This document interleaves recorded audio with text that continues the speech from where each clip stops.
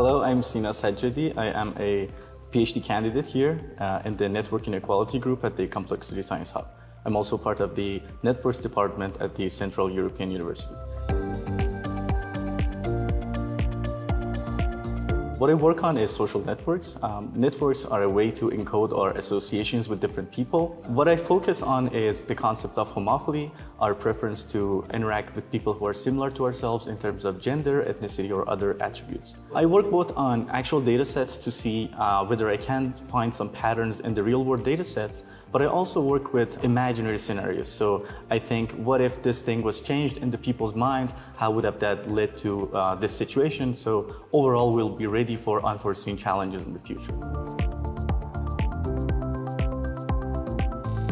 I think my work can make people understand how much their decisions in a very microscopic scale of their life can affect other people and overall form the network structure. So how people form this network and how this network will in turn change their own identity over time. For example, it's interesting for me to see how much our preference to interact with people who are similar will lead to us living in residential areas with people who are similar to us, and how would that experience affect our own preferences in turn.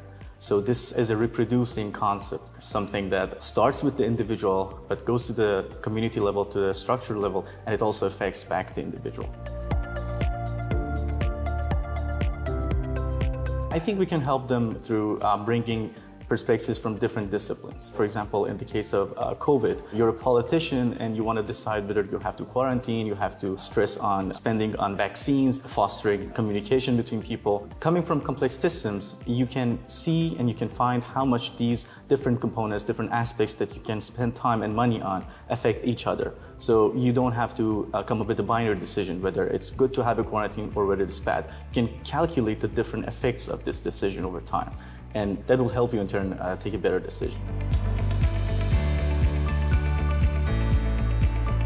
My research primarily focuses on homophily, and homophily means how much you are interested in interacting with the people who are similar to you. So let's say you want to hire someone, whether you want to have them to be the same gender as you, the same age as you, or the same ethnicity.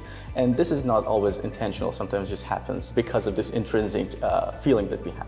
So something that is very innocent at the individual level can lead to inequalities over time. So what I'm interested in is figuring out whether the change of policies or whether enforcing some decisions over these hiring processes or how you collaborate with people can increase the equality over time for the marginalized groups. On the other hand, you can think of internet as this social networks that people interact in, right? So there's also homophily in that terms because people interact with people who are similar and then they can intensify other people's opinions. So you can create these thought bubbles. On the internet, you can interact with many people, but those people are people who are just similar to you, and then you might just become more radicalized in the idea that you have.